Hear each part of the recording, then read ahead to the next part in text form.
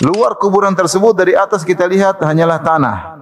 Sementara di balik kuburan tersebut isinya adalah penyesalan-penyesalan dan azab di dunia maupun di akhirat. Terutama di akhirat. Penderitaan di dunia ini masih kita bisa jalani. Tapi kalau penderitaan di alam barzakh kita enggak ada pilihan. Apalagi penderitaan di hari kebangkitan. Karena malaikat munkar dan nakir perawakannya sangat mengerikan. Malakani azraqani aswadani. Malaikat yang biru dan hitam.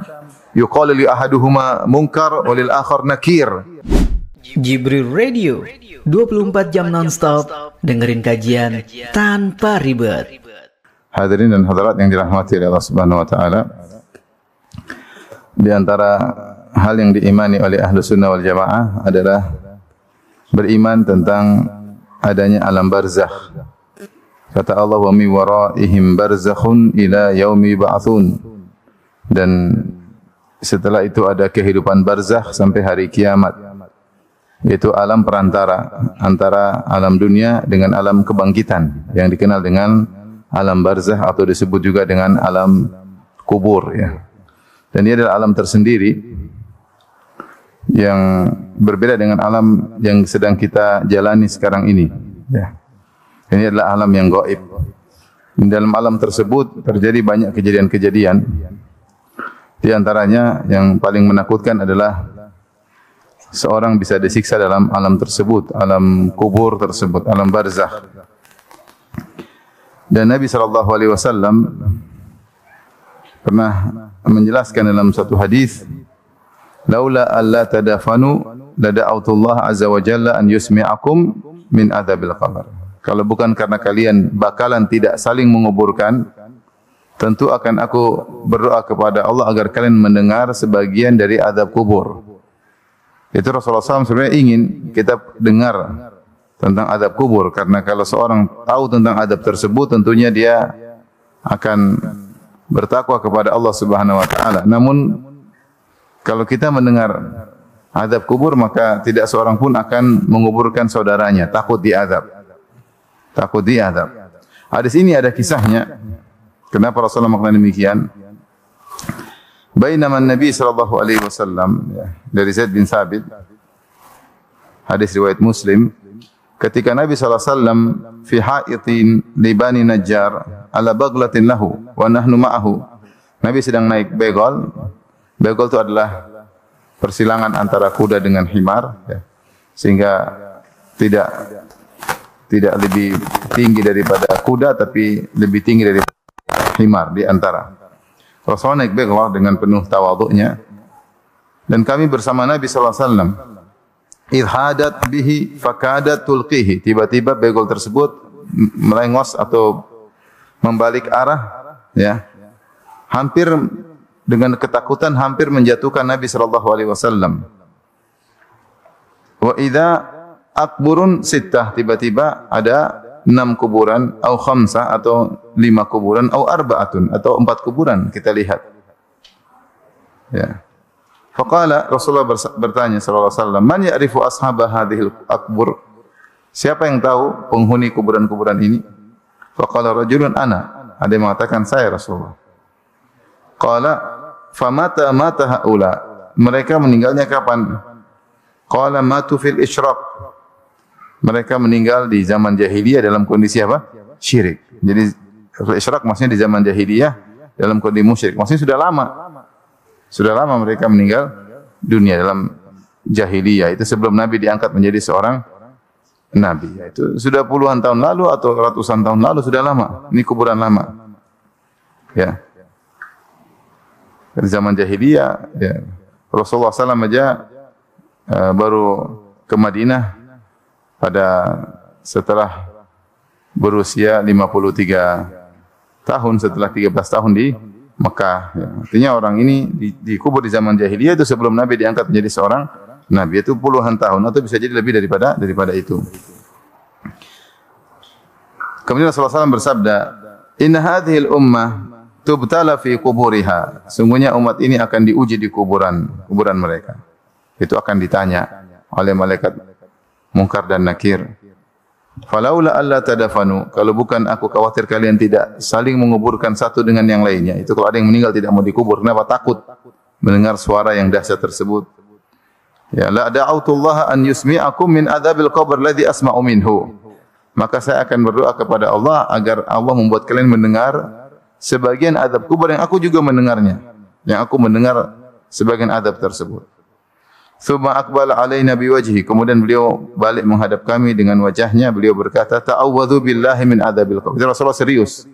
Rasulullah balik menghadap para sahabat yang bersama Nabi. Rasulullah berkata, berlindunglah kalian kepada Allah dari azab kubur. Maka kami langsung mengatakan, na'udzubillahi min adzabil qabr. Para sahabat qalu, mereka berkata, kami berlindung kepada Allah dari azab kubur. Rasulullah SAW ulangi lagi, ta'awwadzu billahi minal fitan. Hendaknya kalian Rasulullah ulangi lagi, ta'awwadzu billahi. Pertama Rasulullah mengatakan ta'awwadzu billahi min adzabin nar.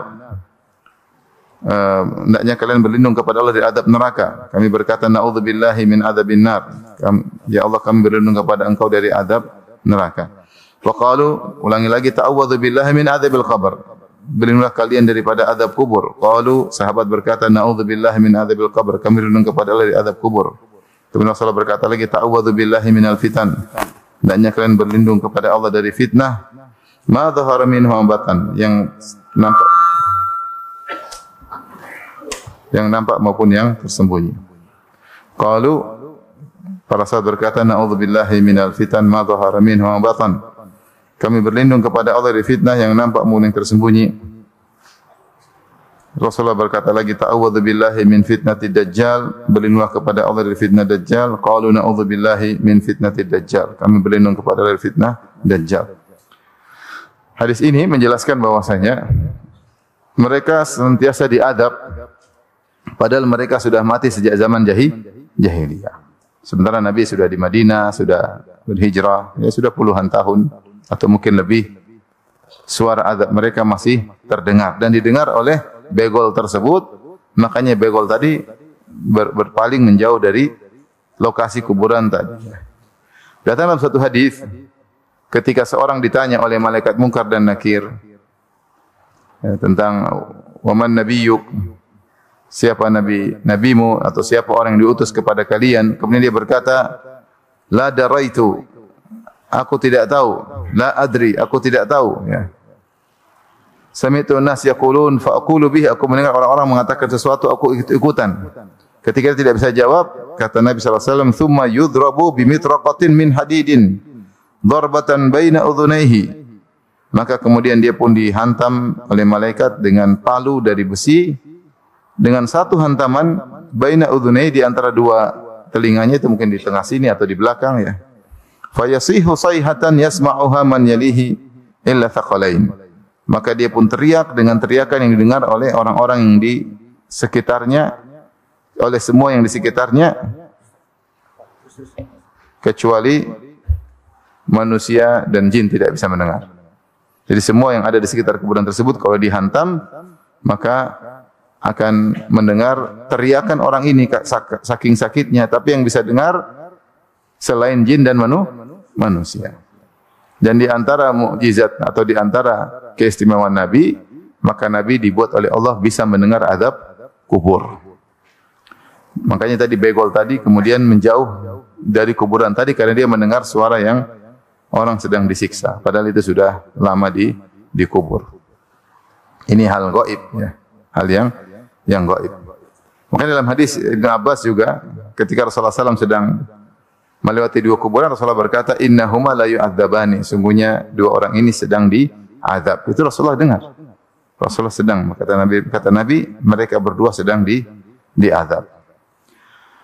Karena ikhwan dan akhwat yang dirahmati Allah Subhanahu wa taala, ya. Kita tahu kehidupan barzakh sangat lama, ya. Yaitu barzakh ila yaumi yub'atsun, kata Allah, sampai dibangkitkan manusia. Dan bisa jadi kehidupan barzakh puluhan tahun, bisa jadi ratusan tahun, bisa jadi ribuan tahun, bisa jadi entah berapa lama baru manusia akan di hari kiamat, tiba hari kiamat kemudian dibangkitkan. Oleh karenanya kehidupan kita ini cuma sebentar dibandingkan dengan alam-alam berikutnya. Ya, kita hidup ya paling 60-70 tahun, setelah itu lebih dari itu sedikit, tidak banyak ya. Baru setelah itu kita masuk dalam namanya alam barzakh. Nah, apa sih yang bisa kita lakukan agar seorang terhindar dari azab kubur ya? Terhindar dari azab kubur. Tentunya secara umum sebab azab kubur adalah maksiat. Secara umum demikian ya. Maka semakin seorang banyak melakukan maksiat ya, terkait dengan hatinya, terkait dengan matanya, terkait dengan telinganya, terkait dengan kemaluannya ya. Segala jenis maksiat kalau dia lakukan semakin banyak, maka dia semakin terancam dengan azab kubur. Dan semakin seorang banyak melakukan amal soleh, maka dia akan semakin selamat dari azab kubur. Tapi apa yang dilakukan seorang agar selamat dari azab kubur? Ada beberapa amalan yang diharapkan bisa menyelamatkan seorang dari azab kubur yang sangat mengerikan ya. Yang pertama adalah mentauhidkan Allah Subhanahu wa taala dengan tauhid yang benar. Berusaha hanya bergantung kepada Allah, berusaha cari muka hanya kepada Allah Subhanahu wa taala, berusaha tidak mengharap pujian dan sanjungan dan pengakuan manusia sebisa mungkin. Tidak bergantung hati kepada makhluk sebisa mungkin ya. Sebisa mungkin. Tidak mengharap pujian mereka semaksimal mungkin. Kenapa? Karena Allah berfirman ya, dalam Al-Quran, yuthabbitullahu alladhina amanu bil qawli tsabiti fil hayatid dunya wa fil akhirah. Sungguhnya Allah mengkokohkan orang-orang yang beriman dengan al-qaulu tsabit, dengan perkataan yang kokoh fil hayatid dunya, ketika di dunia, wa fil akhirah, dan juga di akhirat. Dan qaulu tsabit maksudnya kalimat tauhid, yaitu syahadah la ilaha illallah, syahadah Muhammadar Rasulullah. Siapa yang beriman maka pada hari di dunia dia akan mudah mengucapkan kalimat tersebut. Dan di antara tafsiran ayat ini, kalau di akhirat di antaranya adalah di barzakh, ketika ditanya oleh malaikat Munkar dan Nakir, maka dia bisa menjawab. Yuthabbitullah, Allah kokohkan dia sehingga dia bisa menjawab tiga pertanyaan tersebut. Man rabbuk, wa madinuk, wa man nabiyyuk. Siapa Tuhanmu, apa agamamu, dan siapa nabimu ya. Dan tentu sering saya sampaikan bahwasanya jawaban atas pertanyaan ini bukan masalah hafalan ya, tetapi masalah keimanan. Siapa yang imannya semakin bagus, tauhidnya semakin kuat, maka dia mudah menjawab. Karena datang dalam riwayat orang munafik ditanya dengan pertanyaan tersebut dan mereka tidak bisa jawab. Mereka mengatakan ha la adri, saya tidak tahu, saya tidak tahu. Padahal orang munafik kenal betul Nabi sallallahu alaihi wasallam. Bahkan mereka hidup di kota Madinah, bertetangga dengan Nabi sallallahu alaihi wasallam, mereka salat bareng dengan Nabi sallallahu alaihi wasallam, mereka juga terkadang berinfak, terkadang mereka ikut serta dalam jihad. Tentu mereka tahu betul siapa Nabi, siapa Allah dan agama Islam. Tapi ketika ditanya di alam barzakh, mereka dibuat lupa, dibuat tidak ingat. Kenapa? Karena mereka tidak beriman. Jadi masalahnya bukan masalah hafalan ya, tapi siapa yang beriman akan bisa jawab, siapa yang tidak bisa beriman karena saking takutnya dia lupa sehingga dia tidak bisa jawab. Maka seorang berusaha bertauhid, menjaga kalimat tauhid dengan harapan ketika ditanya oleh malaikat Munkar dan Nakir dia akan ditolong oleh Allah, dikokohkan sehingga dia bisa menjawab pertanyaan malaikat Munkar dan Nakir. Yang kedua, ya,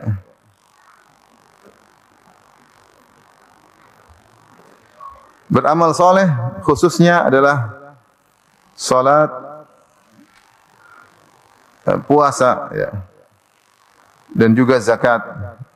Salat, zakat, puasa dan amal soleh secara umum ya. Datang dalam amal khusus seperti salat, kata Nabi sallallahu alaihi wasallam, as-salatu nurun. Salat adalah cahaya. Cahaya di dunia, cahaya di alam barzakh, dan cahaya di akhirat. Di antara tafsiran para ulama, salat adalah cahaya di antara cahaya di alam kubur. Siapa yang sering salat maka akan diberi cahaya baginya di alam kubur. Dan kalau diberi cahaya berarti dia selamat dari azab kubur.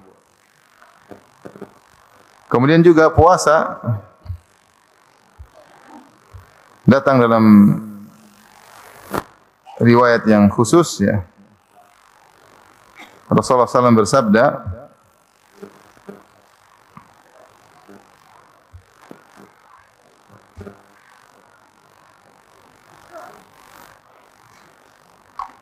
As-sawmu junnatun min adzabillah.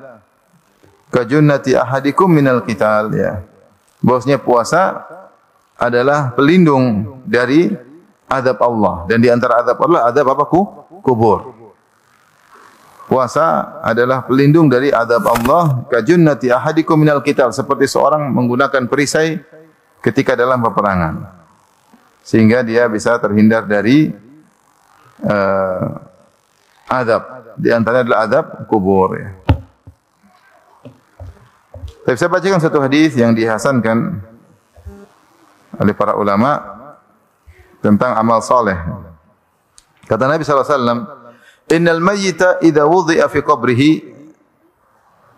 innahu yasma'u khafqani 'alaihim hina yuwalluna anhu." Sungguhnya mayat ketika diletakkan dalam kuburan, maka dia mendengar suara derap langkah kaki atau suara sendal khuf, ya, sepatu dari orang-orang yang meninggalkannya. Ya. Hina yuwalluna anhu, dia dengar orang-orang pergi meninggalkan dia.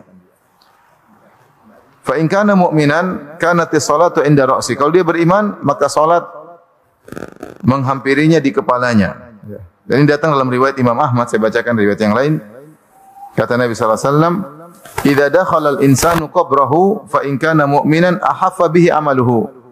Jika seorang manusia dimasukkan dalam kuburannya, jika dia beriman, maka amalan dia akan meliputinya. As-salat was-siyam, salat dan puasa akan meliputinya. Ini dua amalan sangat penting yang menghalangi seorang dari azab kubur. Secara umum amal solehnya seluruhnya meliputinya, khususnya salat dan puasa.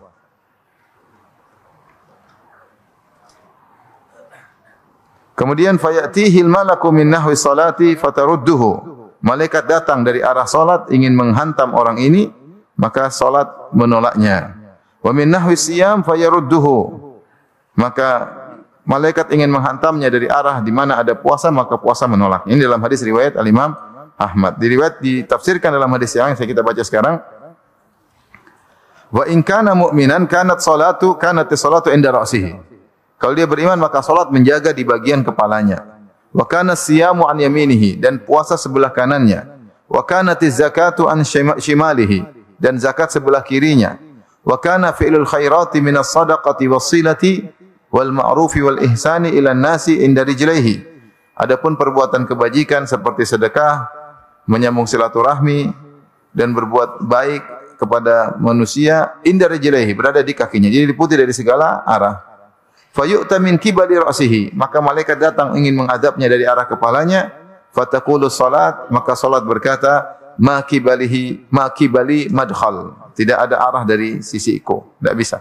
Kau tidak bisa masuk menyiksanya dari arah, karena salat jaga dia. Yang selama ini dia jaga salat, ya, maka di alam barzah salat akan menjaganya. Yang selama ini dia jaga salat, maka di alam barzah salat akan menjaganya. Suma yu'ta min kibali rijlaihi, maka malaikat datang dari arah bawah, dari arah kakinya. Fayaqulu fi'lul khairat min as-sadaqah was-silah wal ma'ruf wal ihsan ila an-nasi ma qibali madkhal. Maka berkatalah amal saleh, yaitu perbuatan-perbuatan baik seperti sedekah, menyambung silaturahmi, al ma'ruf wal ihsan, berbuat baik kepada orang lain, membantu orang lain. Mereka berkumpul dan mereka berkata, ma qibali madkhal, kau tidak bisa masuk lewat sini. Ya. Demikian juga, ya, puasa tentu menghalangi juga ketika ingin dihukum, disiksa. Akhirnya fayuqalu lahu ijlis. Ya. Maka akhirnya dikatakan silakan duduk, ya. Silakan duduk. Baik. Akhirnya ditanya, Ara'aitaka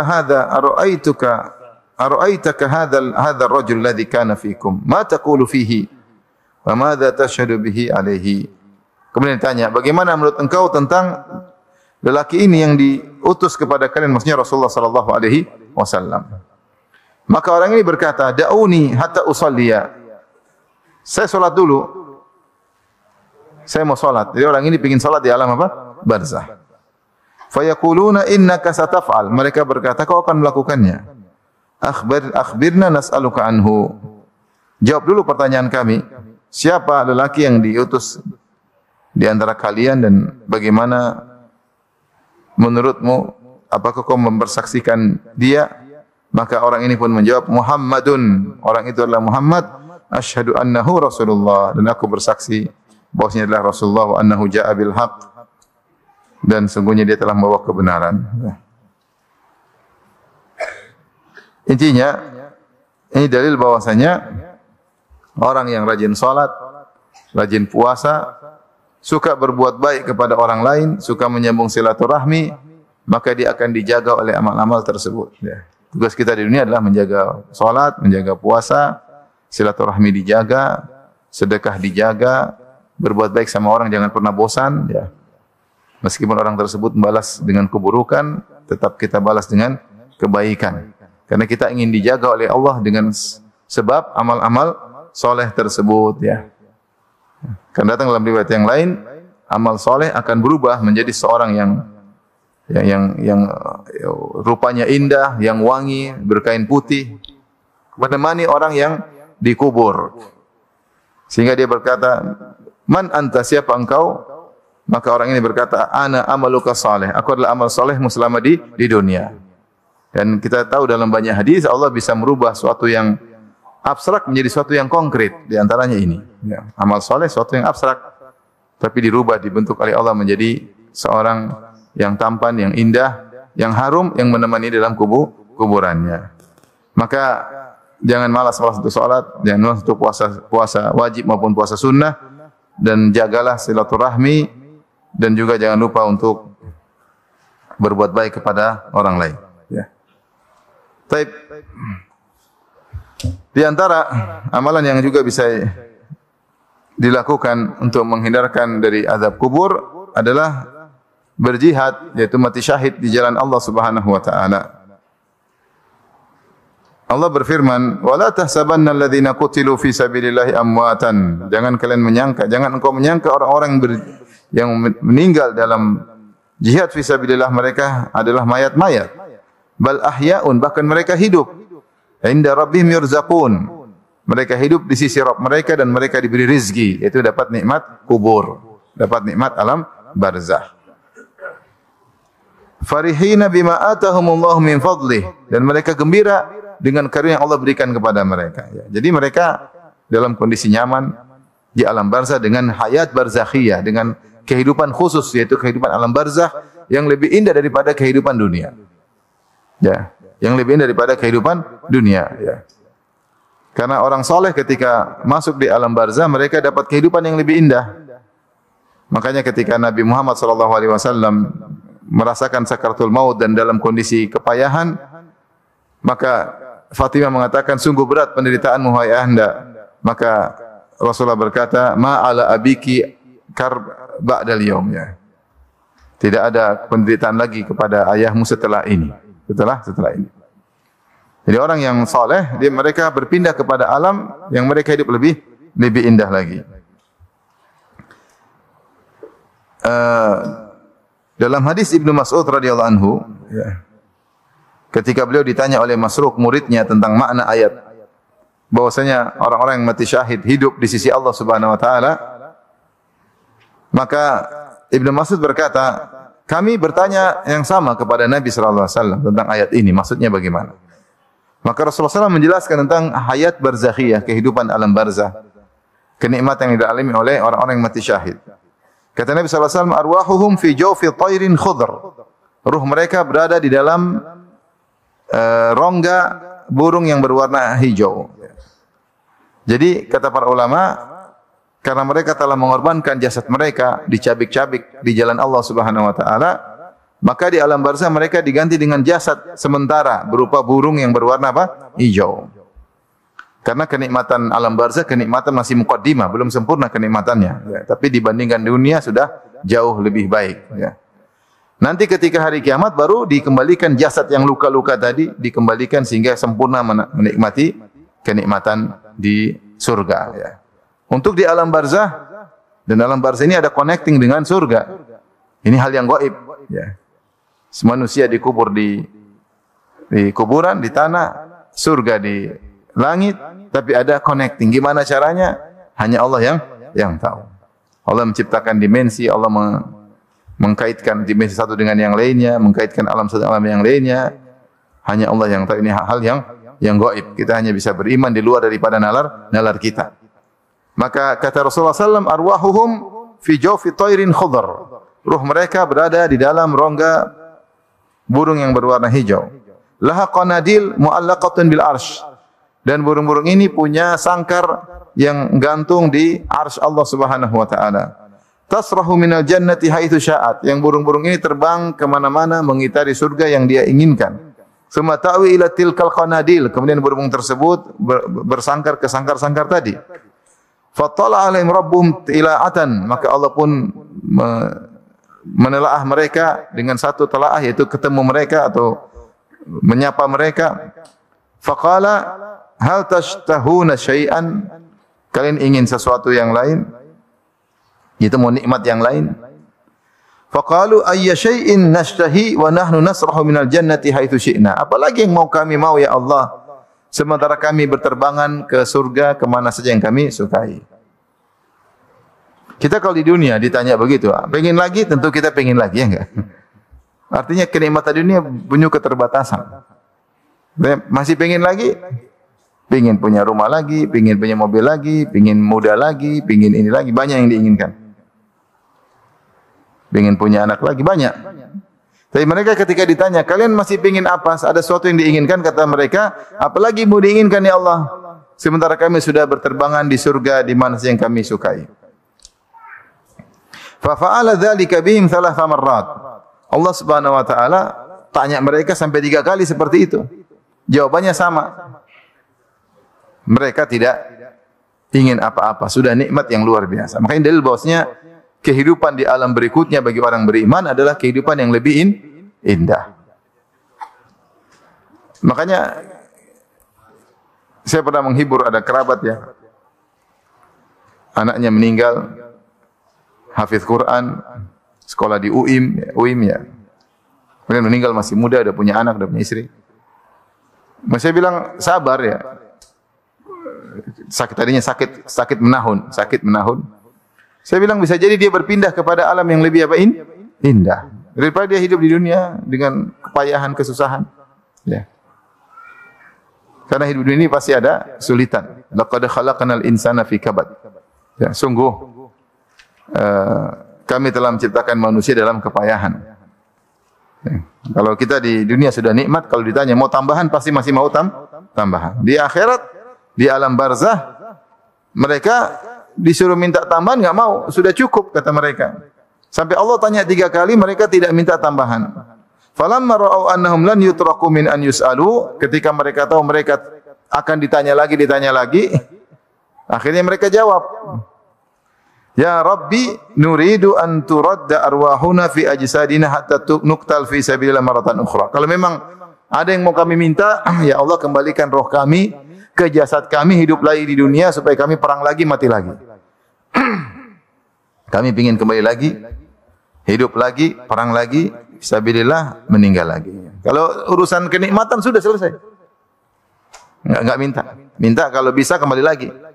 Perang untuk mati syahid lagi.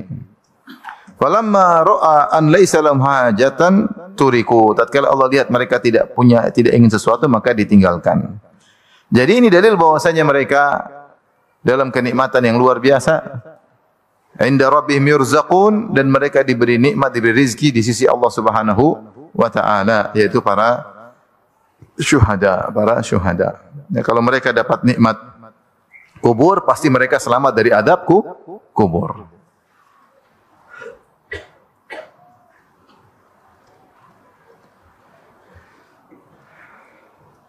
Dalam riwayat yang lain, ya, Rasulullah mengabarkan ketika Rasulullah ditanya, ya Rasulullah, ma balul mu'minina yuftanuna fi kuburihim illa syahid. Ya Rasulullah, kenapa kaum mukminin tetap diuji di kuburan? Itu fitnah kubur, maksudnya pertanyaan malaikat mungkar dan nakir. Di kubur itu ada beberapa peristiwa. Yang pertama adalah dhaqtah, himpitan. Yang kedua fitnah, yaitu pertanyaan, ujian. Fitnah bahasa Arab artinya di antaranya apa? Ujian.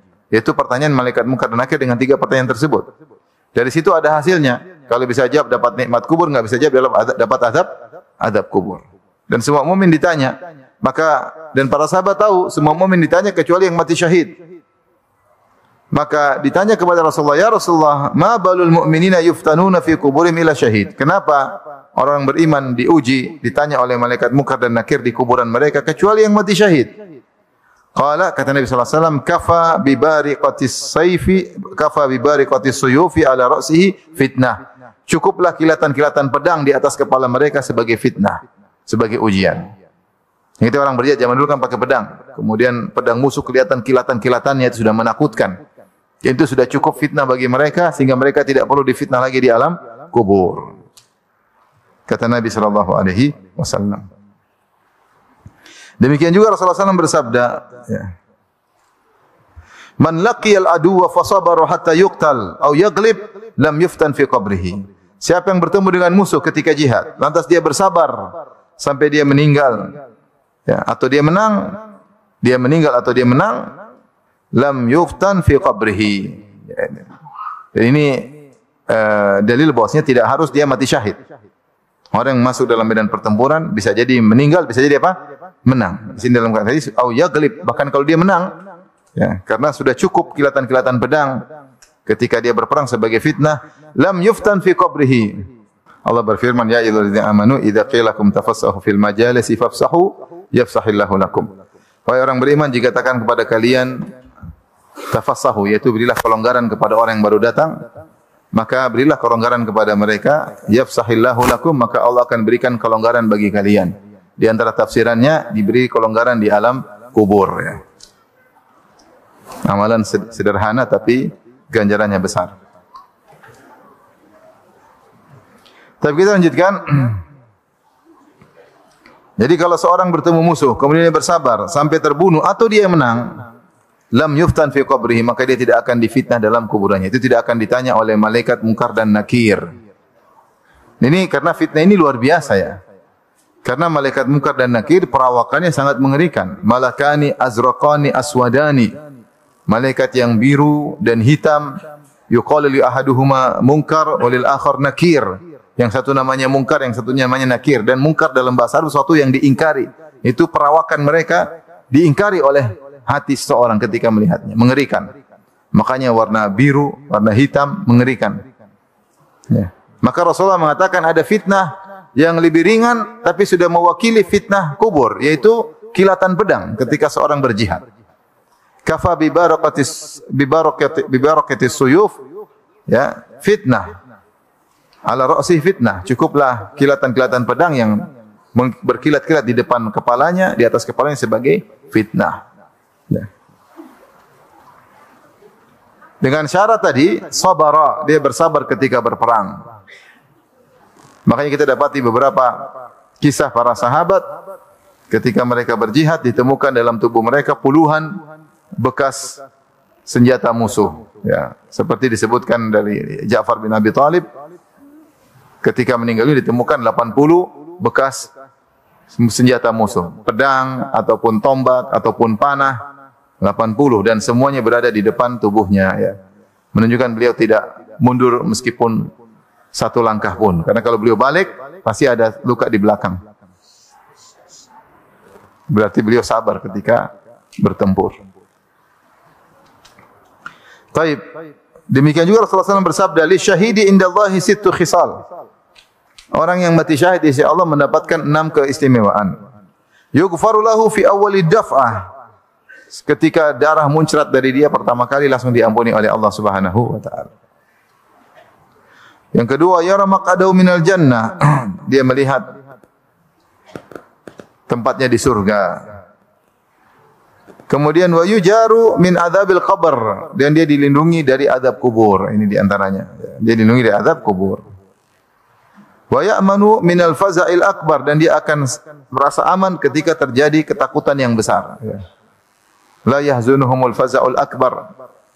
Mereka tidak disedihkan dengan al-faza' al-akbar, ketakutan yang besar. Ada banyak pendapat, ada yang mengatakan ketakutan ketika neraka dihadirkan untuk mengadab orang-orang kafir, maka ketakutan yang luar biasa, atau ketika neraka ditampakkan menimbulkan kelautan ketakutan luar biasa. Tapi orang beriman tidak. Ada yang mengatakan ketakutan ketika di hari kebangkitan, tiupan sangkakala ketika hari kebangkitan, orang pada ketakutan, ya. Ka'annahum jaradun muntashir, lari ke sana kemari seperti belalang yang berterbangan, tidak teratur karena ketakutan. Mereka tidak. Ada ketenangan yang Allah berikan kepada mereka. Ini di antara keistimewaan orang yang mati syahid. Yang berikutnya, wa yudha'u ala ra'sihi tajul waqar, dan diletakkan di atas kepalanya mahkota kemuliaan. Al-yaqutatu minhu khairun min dunya wa fiha. Al-yaqut maksudnya adalah intan. Kalau di dunia intan ya. Intan yang ada di mahkota tersebut satu aja lebih baik daripada dunia dan seisinya. Wa yuzawwaju bi 72 zawjah min al-huril ain. Dan dia dinikahkan dengan 72 bidadari. Sedikit atau banyak? Cukuplah 72. Bidadari. Ini selain istrinya di dunia ya. Ini bidadari dinikahkan kepada dia ya. 72. Wa yushaffa'u fi 70 min aqaribihi, dan dia diizinkan untuk beri syafaat kepada 70 kerabatnya. Mamaknya, pada bapaknya, pada adiknya, pada kakaknya, pada ponakannya, pada kerabatnya, pada kerabat istrinya, terserah dia 70 orang disuruh pilih. Subhanallah. Di antaranya tadi wajujaru min adzabil qabr, akan diselamatkan dari azab kubur. Ini di antara amal yang menghalangi seorang atau menyelamatkan seorang dari fitnah kubur. Inti ikut berjihad. Menang atau kalah ikut berjihad maka akan selamat dari azab atau fitnah kubur. Akan selamat dari fitnah kubur. Yang selamat dari fitnah kubur berarti selamat dari azab kubur. Amal berikutnya Ar-ribat fi sabilillah. Ribat maksudnya adalah menjaga di daerah perbatasan. Ini amalan yang susah. Perbatasan daerah musuh dengan daerah kaum muslimin. Karena awal sekali musuh akan menyerang pasti lewat daerah perbatasan. Dan tugas mereka sangat berat. Yang jadi masalah musuh tersebut sering datang tiba-tiba, tidak diduga kapannya. Ya. Sehingga mereka harus siap 24 jam. Jihad lebih susah, tetapi jihad tersebut ada waktunya, perang, habis itu pulang. Kalau yang murabit bertahan. Dan serangan bisa datang kapan saja. Keserangan bisa datang kapan saja. Maka ada, ya mungkin tidak harus medan pertempuran, tapi mereka selalu bersiap siaga. Mereka bersiap siaga itu saja sudah merupakan pahala yang besar, meskipun belum berperang. Ya. Sehingga amal tersebut amal yang sulit. Bersiaga di daerah perbatasan. Ribat. Dari Fadhalah bin Ubaid radhiyallahu anhu, Rasulullah SAW berkata, kullul mayyit yukhtamu ala amalihi ilal murabit. Setiap orang yang meninggal dunia maka amalnya berhenti. Seperti dalam hadis, idza matal insan inqata'a amaluhu, jika seorang manusia meninggal terputus amalannya. Ilal murabit, kecuali yang menjaga daerah perbatasan, fa innahu yanmulahu amaluhu ila yaumil qiyamah, maka amalnya tetap berlanjut sampai hari kiamat. Wa yu'ammanu min fattanil qabr, dan dia akan diamankan dari pemfitnah kubur, maksudnya dari malaikat mungkar dan nakir. Ini keistimewaan orang yang murabit. Jadi yang biasa dia kerjakan dalam dunia ini tetap berjalan sampai hari kiamat. Dia sering puasa, dia sering sholat, dia sering baca Quran, jalan terus.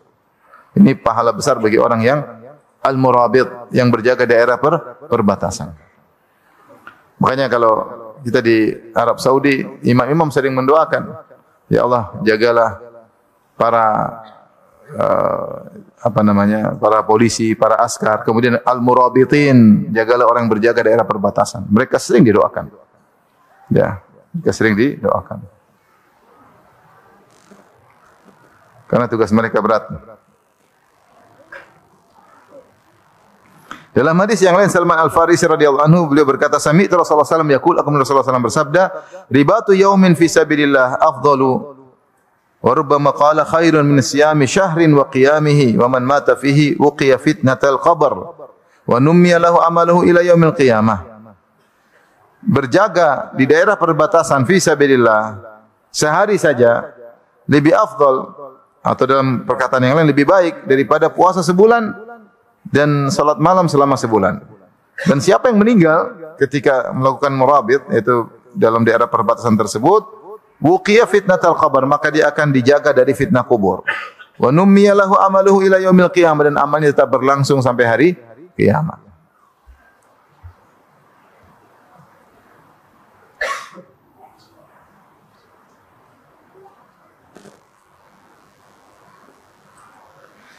Di antara amal juga yang bisa menghalangi azab kubur adalah berlindung kepada Allah dari azab kubur. Seperti tadi hadis yang kita sebutkan, Zaid bin Thabit, Rasul mengatakan, "A'udzu billahi min adzabil qabr." Berlindunglah kepada Allah dari azab kubur, ya. Maka kita dawamkan doa tersebut, ya. Di antaranya kita dawamkan ketika sedang tasyahud, ya. Ketika seorang sedang tasyahud, kata Nabi sallallahu alaihi wasallam, "Idza faraga ahadukum min at-tashahhudil akhir." Jika salah seorang dari kalian sudah selesai di tasyahud akhir, falyata'awwadz billahi min arba', maka hendaknya berlindung kepada Allah dari 4 perkara. Min adzabi jahannam, yaitu Allahumma na'udzubika min adzabi jahannam. Wa min adzabil qabr, berlindung dari azab kubur. Min fitnatil mahya wal mamat, dari fitnah kehidupan dan kematian. Wa min syarril masiihid dajjal, dan fitnah dajjal. Jadi kalau kita sudah tasyahud selesai, kita baca Allahumma na'udzubika min adzabi jahannam wa min adzabil qabr. Tapi harapan saya bukan sekedar baca, tapi dihayati. Doa itu paling penting adalah menghayati. Makanya Rasulullah SAW mengatakan, "Ud'ullaha wa antum muqinuna bil ijabah." Berdoalah kepada Allah dan kalian dalam kondisi yakin diijabahi. Wa'lamu, ketahuilah, annallaha la yastajibu du'aan min qalbin ghafilin lahin. Allah tidak mengabulkan doa dari orang yang hatinya ghafil, lalai. Jadi kalau berdoa bukan sekedar lafal yang kita ucapkan, tapi kita konsen. Allahumma na'udzubika min adzabi jahannam. Sambil kita bayangkan bagaimana dahsyatnya neraka jahanam. Wa min adzabil qabr. Kita bayangkan hidup di alam berikutnya, mudah-mudahan dapat nikmat kubur. Ngeri kalau dapat azab kubur. Ya. Ngeri. Kalau dapat apa azab? Azab kubur. Ya.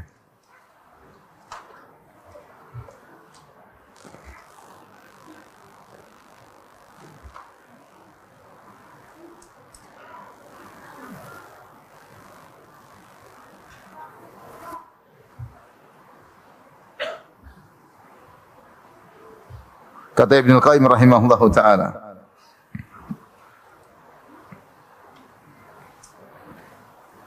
ketika menyebut orang-orang yang diadab di kuburan akibat maksiat-maksiat yang mereka lakukan, kata Ibnu Qayyim rahimahullahu taala, wa kullu haula'i wa amsaluhum yu'adzabuna fi quburihim bihadhil jara'im bihasabi kathratiha wa qillatiha wa saghiriha wa kabiriha. Dan mereka semua dan yang semisalnya diadab dalam kuburan mereka dengan sebab dosa-dosa ini. Tergantung banyaknya atau sedikitnya, sesuai dengan kadar banyak dan sedikitnya, besar maupun kecilnya. Walamma kana aktsaru an-nasi kadzalik, kana aktsaru ashabil qubur mu'adzabina. Karena kebanyakan orang suka bermaksiat, melazimkan kebanyakan orang diadab di kuburan. Kata Ibnu Qayyim. Kebanyakan orang bertakwa atau bermaksiat? Bermaksiat. Karena kebanyakan orang melakukan maksiat-maksiat tersebut, maka kebanyakan orang dikubur, penghuni kubur diadab. Wal faizu minhum qalil, dan yang selamat dari adab kubur cuma sedikit. Fa dhawahirul quburi turabun wa bawatinuha hasaratun wa adzabun.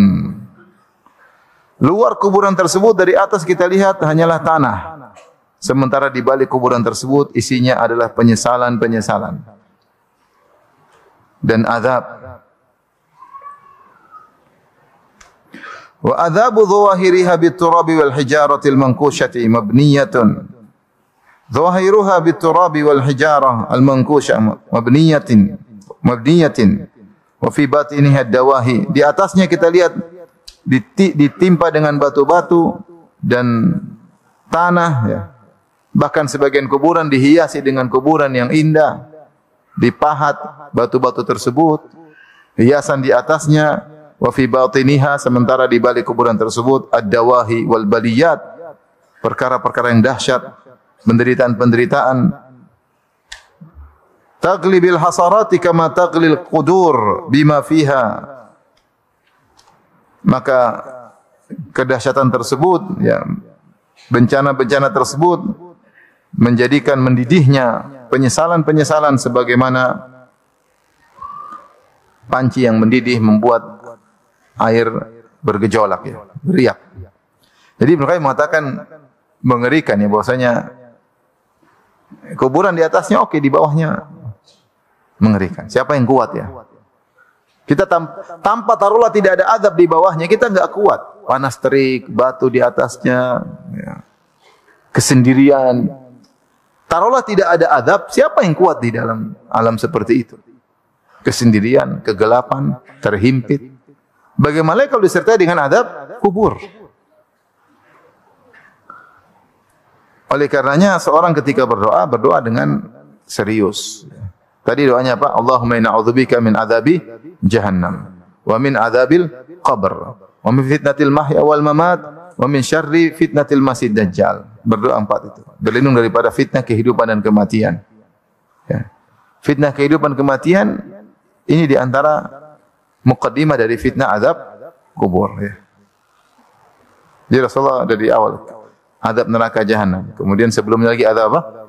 Kubur. Sebelum azab kubur ada fitnah kehidupan dan kematian.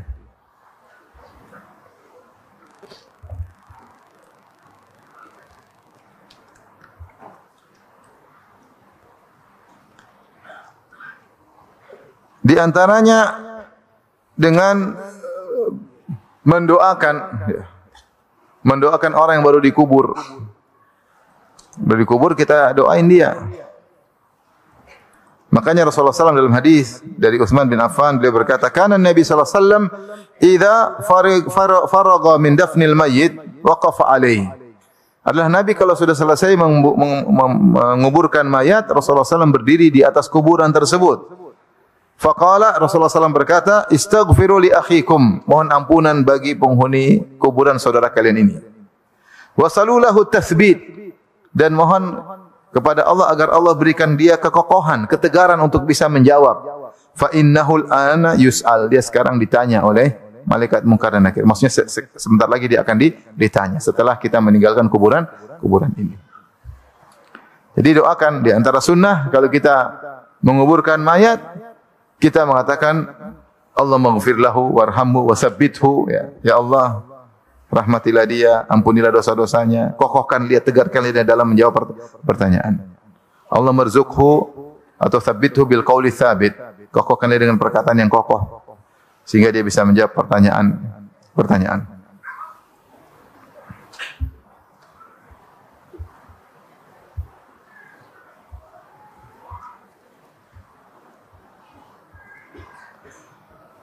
Sekarang yang keberapa?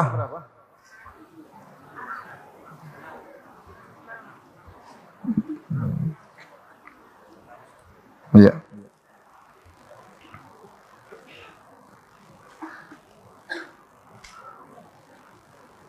Di antara sebab utama seorang agar diselamatkan dari azab kubur adalah bertobat dan beristighfar. Karena semua itu sebab dosa. Oleh karena Ibnu Taimiyah rahimahullah ketika menyebutkan sebab diampuninya dosa-dosa, beliau berkata, "Qad dallat nususul kitabi wa sunnah ala anna uqubatadz dzunubi tazulu anil abdi binahwi asyrati asbab."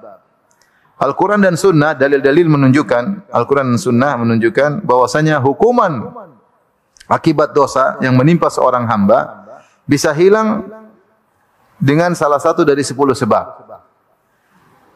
Di antaranya taubat, dengan bertaubat.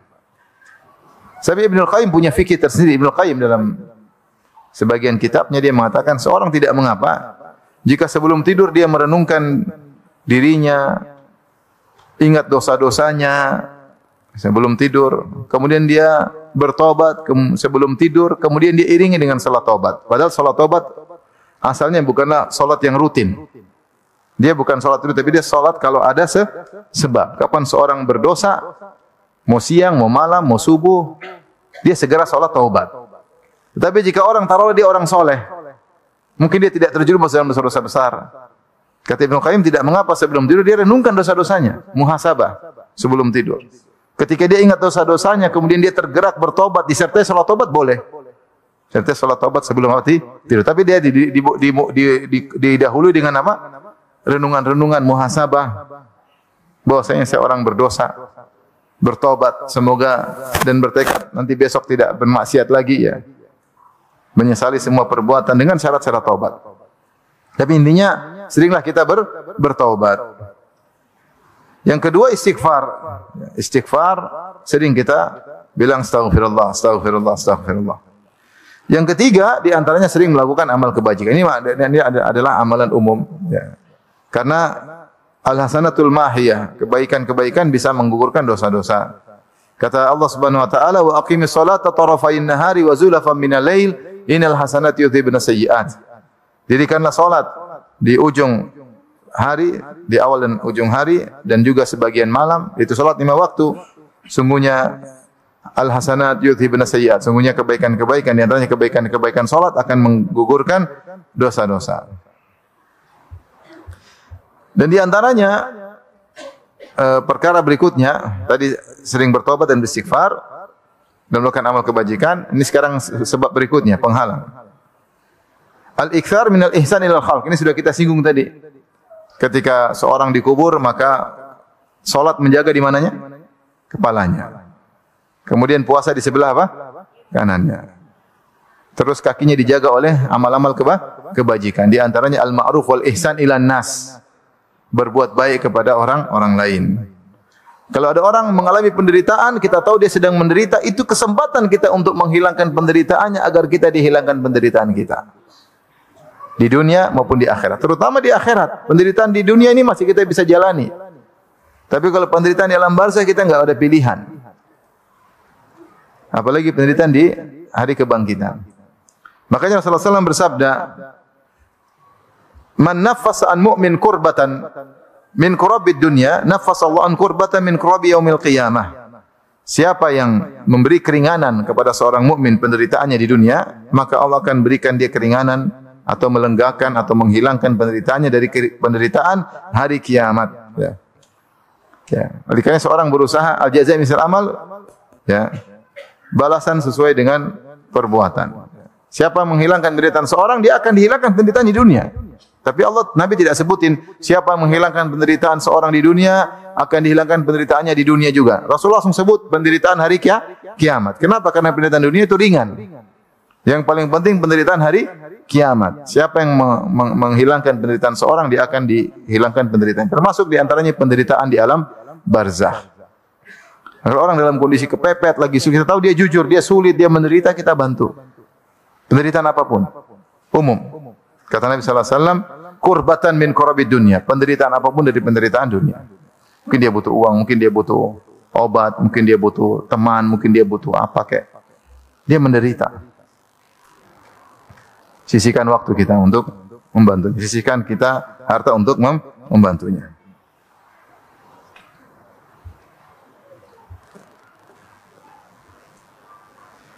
Di antaranya at-taisir 'alal mu'sir, yaitu memberi keringanan bagi orang yang tidak bisa bayar hutang. Kita tahu dia punya hutang sama kita dan kita tahu dia sudah berusaha, dia bukan orang yang nakal, bukan penipu.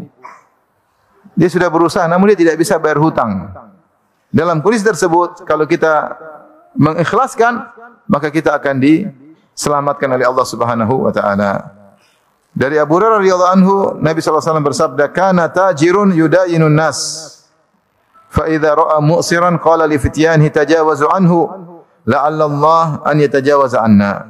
Ada seorang suka memberi hutang kepada orang-orang. Ketika dia melihat ada orang tidak bisa bayar hutang, dia bilang sama anak buahnya, "Sudah, maafin dia. Semoga Allah maafin saya."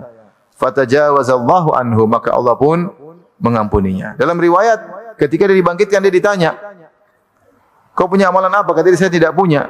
Saya tidak punya amalan kecuali saya pernah suka ngutangin orang. Kalau tidak bisa bayar, saya ikhlaskan." Subhanallah. Tapi orang jadi begini harus punya modal banyak. Kalau kita ngutangin orang, modal nggak ada, ngutangin apa? Maksudnya orang bisa mendapatkan keselamatan dari azab kubur dengan duit yang dia punyai. Ya. Kalau orang datang minta bantuan, malu, ya kita kasih. Dan kita beda kalau orang itu memang nakal ya, dia punya aset nggak mau dijual, itu lain kita bisa kejar.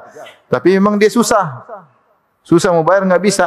Kebutuhan banyak, gaji tidak mampu, pemasukan kurang, ya sudah. Kita maafkan. Yang berikutnya, yang keberapa? Di antaranya adalah membaca surat Al-Mulk.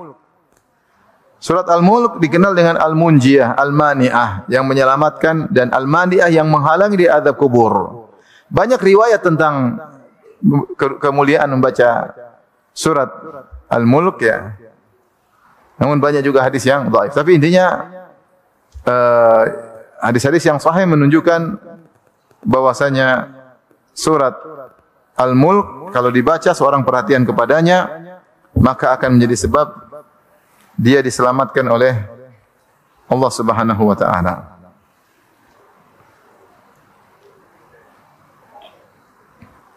Dalam riwayat Rasulullah bersabda, "Inna suratan min kitabillahi ma hiya illa 30 ayah. Syafa'at li rajulin hatta akhrajatu minan nar yaumal qiyamah wa dakhalatul jannah wa hiya suratut tabarak." Di antara hadis yang sahih ya, surat dalam Al-Quran 30 ayat memberi syafaat kepada seorang sampai mengeluarkan dia dari neraka jahanam pada hari kiamat kelak dan masukkan dia ke dalam surga. Itu surat Tabarak. Maknanya bisa jadi dia harusnya dimasukkan neraka, enggak jadi. Akhirnya diselamatkan masuk ke surga. Surat Tabarak. Demikian juga Ibnu Mas'ud berkata, Rasulullah pernah berkata, suratut Tabarak hiyal mani'ah min adzabil qabr. Inilah surat yang menghalangi, mencegah dari adab kubur. Adab kubur juga adab neraka. Kalau adab kubur selamat, adab neraka juga selamat. Nah, apakah harus dibaca tiap malam? Ini khilaf di kalangan para ulama berdasarkan satu hadis. Bagi yang menghasankannya seperti Syekh Al-Albani rahimahullah taala menyunahkan untuk membaca setiap malam. Bagi yang mendhaifkannya mengatakan tidak. Yang penting kita sering baca surat Al-Mulk, tidak harus tiap malam. Kapan saja. Yang penting ada perhatian terhadap surat Al-Mulk, sering baca. Suka dengan surat tersebut, sering dibaca dalam salat sunnah misalnya. Jadi imam ya, sering silakan. Ibu-ibu di salat fardu sering baca. Tidak harus tiap hari tapi seringlah punya perhatian. Kemudian juga jangan lupa untuk memahami maknanya, mengimani isinya ya. Karena surat itu menjadi sempurna bukan cuma sekedar dibaca tapi dipahami dan diamalkan.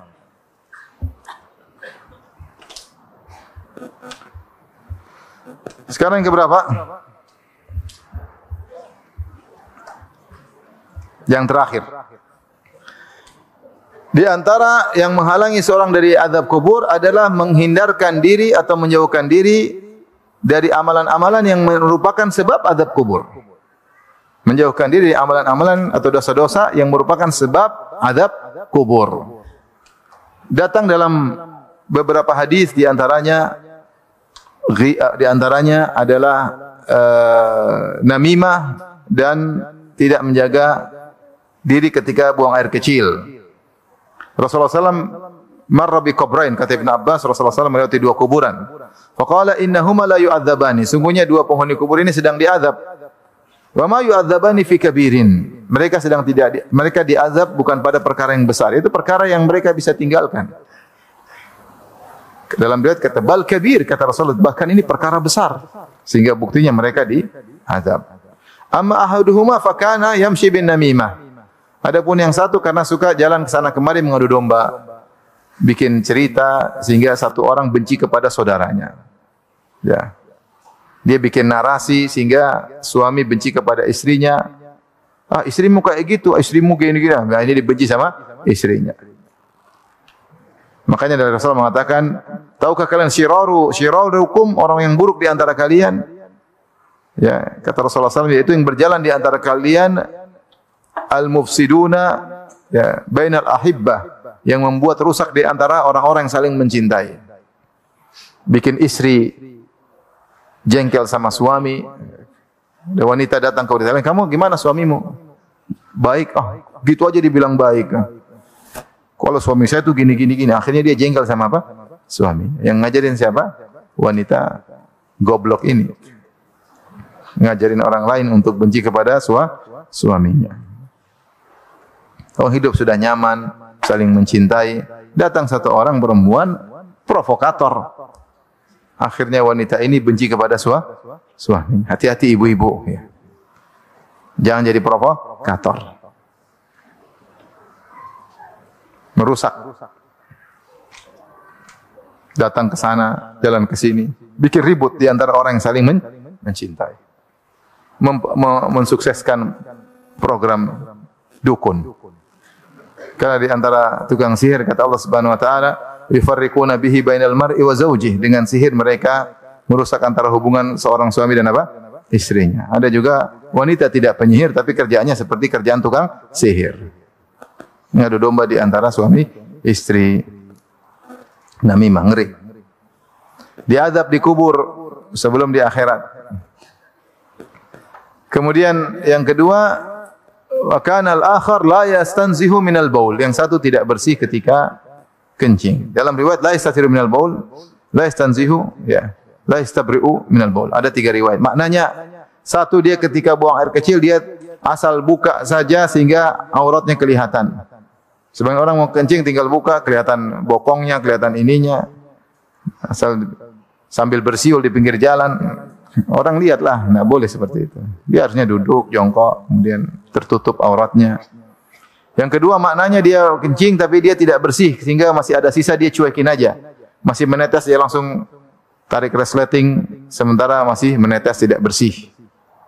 Atau ketika dia kencing ternyata tidak hati-hati sehingga balik kencingnya kena pakaiannya. Dan akhirnya dia sholat dengan pakaian tersebut, akhirnya sholatnya tidak sah. Tidak sah. Ini 2 dosa diantaranya yang menyebabkan azab kubur. Maka seorang menghindarinya. Ya. Jangan sampai menjadi sebab permusuhan. Kalau kita mau ngomong, kita ingat ini bisa bikin 2 orang ini saling membenci enggak? Kalau enggak usah diomongin. Enggak usah diomongin. Tapi di antara dosa yang penyebab azab kubur, Rasulullah SAW pernah diperlihatkan dalam mimpi. Rasulullah SAW diajak oleh malaikat, kemudian Rasulullah melihat 4 orang model sedang diazab. Yang pertama adalah seorang berdusta, ya, kadzabun, yakdzibu bi kadzbah. Ya. Fatunqalu anhu hatta tablughal afaq. Seorang berdusta dengan satu pendusta dan dia bersatu dusta, kemudian akhirnya di-share sehingga dustanya menjelajah ke seluruh alam semesta. Maka ada orang yang merobek pipinya, ditarik sampai ke belakang, dirobek pakai pisau. Kemudian setelah itu dilepas, sembuh lagi sebelah kiri, terus kata Nabi sampai hari kiamat. Sampai hari kiamat. Kenapa? Karena dustanya efeknya luar biasa, yang dibohongin banyak orang. Jadi dosa itu bisa bertingkat-tingkat, dusta bertingkat-tingkat. Dusta kepada satu orang tidak sama dusta terhadap jutaan orang. Ngeri. Sekarang mudah dusta kepada banyak orang, mudah. Dusta. Bilang begini terus ternyata oh enggak, itu enggak benar. Kemarin saya ralat, saya tidak begitu. Kami salah. Astagfirullah. Salah. Akhirnya banyak orang dia bohong. Padahal benar. Kan ngeri seperti itu. Kalau dulu ingin dusta di-share susah. Sang pendusta kalau pengin bikin hoax atau isu, dia harus sewa orang yang naik kuda ke sana, ke utara, ke selatan, ke timur, ke barat, ngalor ngidun ngetan welan, ngulon ngetan ya. Supaya tersebar. Sekarang enggak perlu, tinggal sewa buzzer, selesai. Bikin isu. Ini tukang-tukang bikin berita nih, hati-hati. Ikut serta mensukseskan hoax. Bikin opini yang salah. Ngeri. Saya pernah ngisi pengajian di salah satu stasiun televisi, bukan di TV-nya, tapi di karyawan-karyawannya. Bulan Ramadan. Saya bilang orang yang dusta bulan Ramadan, pahalanya hilang. Terus kata seorang, ya Ustaz, pahalanya yang hilang kami redaksi, direktur redaksi kami. Karena kami cuma menjalankan Ustaz. Dia suruh bikin opini berita palsu, kami sebarkan di bulan Ramadan. Subhanallah. Yang nonton jutaan. Zaman dulu belum ada YouTube, enggak rame. Belum ada YouTube, belum Facebook, enggak rame. Bayangkan. Dia bikin satu opini berita, satu dunia tahu, satu Indonesia tahu, jutaan orang. Ini ngeri dosanya. Bikin sebab azab kubur, dirobek. Serobek terus sampai hari kiamat. Jadi ada orang satu terkena kasus. Kemudian digambarkan begini. Semua media sepakat. Subhanallah. Padahal nggak seperti itu. Tapi dibayar untuk bikin suatu opini sepakat. Dusta untuk membohongi masyarakat. Ngeri. Duit seberapa sih? Buat makan, dibuat ini habis. Setelah itu nanti kalau di akhirat disiksa sampai hari kiamat. Ini yang pertama. Yang berikutnya, ini dosa ketiga ya. Dosa ketiga sebab azab kubur. Dusta yang di-share sehingga mencapai penjuru dunia. Dosa yang keempat yang disebutkan sebab azab kubur adalah pemakan riba. Rasulullah SAW melihat ada orang sedang berenang di alam barzah, di sungai darah. Kemudian dia ingin keluar, setiap dia mau menepi, dilempar kepalanya oleh orang di tepi sudah nunggu batu dia. Sehingga dilempar kena kepala, kena mulutnya, dia mundur lagi. Dia berusaha keluar lagi, mau sampai tepi, dilempar lagi mulutnya. Karena dia memakan apa? Riba. Tidak tahu maknanya apa. Tapi dilempar dengan batu. Ini dosa keempat. Dosa kelima, para pezina. Para pezina, Rasulullah melihat mereka dikumpulkan di tungku. Kemudian mereka dibakar dalam tungku tersebut. Pezina laki maupun pezina wanita. Yang keempat, seorang atahullahul Quran. Yang keempat, orang menghafal, yang keenam ya. Orang menghafal Quran. Yang kata Nabi sallallahu alaihi wasallam, "Fayanamu anhu bil-lail wa lam ya'mal bihi fin nahar." Dia malam hari tidur tidak murojaah sampai mungkin tidak salat subuh ya. Siang dia tidak kerjakan. Al-Quran tersebut. Ada perkataan ini dari Ibnu Qayyim. Rasulullah Ibnu Qayyim berkata dalam kitabnya Zadul Ma'ad, "Wa lihadza kana ahlul Qur'an humul 'alimuna bihi al-'amiluna bima fihi." Namanya ahlul Quran yang mulia adalah orang-orang yang mereka mengerti tentang Al-Quran dan mengamalkannya. Wa illam yahfadhu an dhahri qalb, meskipun mungkin tidak hafal 30 juz. Tapi dia memahami, kemudian dia mengamalkan. Wa amma man hafidhahu wa lam yafhamhu, adapun orang yang hafal Quran tapi tidak paham, wa lam ya'mal bihi, apalagi tidak mengamalkannya, falaysa min ahli, maka dia bukan ahlul Quran. Wa in aqama hurufahu iqamata sahmi, meskipun dia baca Quran dengan tepat, pas, ya, tapi kalau tidak diamalkan percuma. Bahkan ada riwayat tadi disebutkan di antara azab kubur seorang diberi Al-Quran kemudian dia tidak mengamalkannya. Ya. Sebagian ulama mengatakan seakan dia menghina nikmat. Ini nikmat luar biasa tapi dia cuekin, malah dia buang, malah dia tidak amalkan setelah dia menghafal Quran sebelumnya. Maka dia akan diazab di alam barzakh ya. Tapi demikian saja ikhwan dan akhwat yang dirahmati Allah Subhanahu wa taala, semoga Allah menjauhkan kita dari azab kubur. Demikian saja, wabillahi taufiq wal hidayah. Assalamualaikum warahmatullahi wabarakatuh. Jibril Radio 24 jam nonstop dengerin kajian tanpa ribet.